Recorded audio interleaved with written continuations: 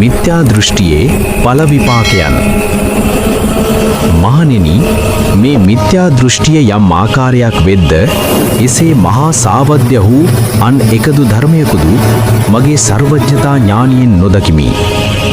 මහණෙනි, මිත්‍යා දෘෂ්ටිය වරදවල් අතරින් සියල්ලටම මහත් වරදවේ යනුවෙන් බුදුන් වහන්සේ වදාළසේක. මේ දේශනා කර තිබෙන්නේ කර්මඵල ප්‍රතික්ෂේප කරන නාස්තික, අහේතුක, අක්‍රිය යන දෘෂ්ටිවලටය. එම දෘෂ්ටි අතුරෙන් කුමන දෘෂ්ටියක් ගත් අයෙකු වුවත් ඒ අත් නොහැරියේ නම් මරණින් පසුව සුගතියකට යෑමක් සිදු නොවේ. නිවන් අවබෝධ කිරීමක් සිදු නොවේ. ඒ දෘෂ්ටි සත්වයාගේ ස්වර්ග මෝක්ෂ දෙක ආවරණය කර තිබේ. ඒ දෘෂ්ටි ගත්තවුන් මරණය දක්වාම ඒ අත් නොහැරියේ නම් ඒ කාන්තියෙන්ම ඉපදීම සිදුවන්නේ නරකයේ. එම නිසා මේ නියත මිත්‍යා දෘෂ්ටිය ලෙස හඳුන්වනු ලබනවා.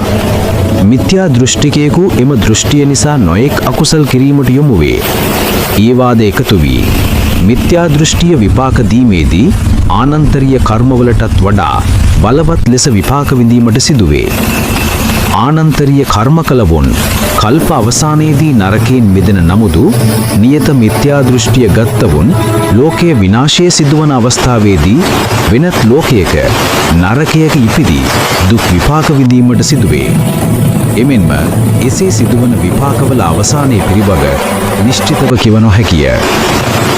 බොහෝ අය මිත්‍යා දෘෂ්ටික වීමට හේතුව එවැනි අය ඇසුරු කිරීමයි.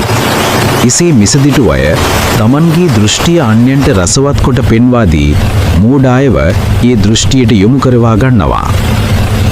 සම්‍යක් දෘෂ්ටි ඇති අයෙකු මිත්‍යා දෘෂ්ටිකයෙකු කිරීම තරම් විශාල අකුසල් සිදුවන ක්‍රියාවක් තවත් නැත. ධර්මයෙන් ඈත්ව වාසය කරන පුද්ගලයන් මෙවැනි අයගේ උගුල්වලට පහසුවෙන් නසුවේ. එයට හේතුව ධර්මය නොදැනීමමයි.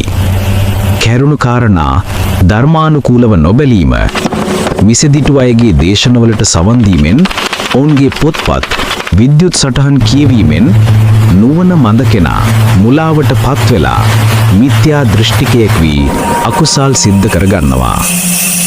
ධර්ම දානය, කුසලය නිවන් මඟට හේතු වේවා.